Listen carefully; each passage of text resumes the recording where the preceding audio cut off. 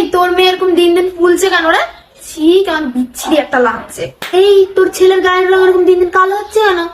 আমার তো মনে হয় একদম তোর উপরেই গেছে। এই মেয়ে, তোর বাবা মার মেয়েদের খরচা কে করেছিল রে? আরে আমাদের মতন আত্মীয়রা আর কারা? আমার সোনুর মতো তোর ছেলে আর লম্বা হতে পারলো না রে, খাটাই হয়ে গেল তোর মতন। তোদের বাড়িতে গিজার নাই বাবু? অসুবিধা হয় না? আরে তোর মা চেহারা তো এই বাড়িতে বিয়ে করার পর ঠিক হইলো রে, আগে তো ফুদিলেই ভুলে যাইতো। মা শুধু ডিম রান্না করছো, আমাকে বলতে 1 কেজি মাংস এনে দিতাম।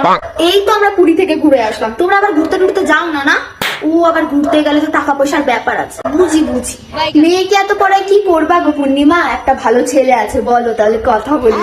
ছেলেকে এত পড়ায় কি লাভ হইলো বলো তো? কিছুই তো করতে পারলো না। ও সবাই তো আবার আমার ছেলে সোনুর মতন হয় না, না ভুলে গেছিলাম। তোর মা তো বাপের বাড়ি থেকে সোনা নিয়ে আসছিল, সব পাতলা পাতলা। তোদের টাকা পয়সা লাগলে বলবি বাবা, আমরা তো সবাই একটাই পরিবার। এই নে 20 টাকাটা রাখ, আমরা কিন্তু তোদের নিজেদের লোক, সব সময় পাশে আছি। আচ্ছা, এখন বুঝলাম আমাদের বাড়ির থেকে শনির দশা কাটে না কেন।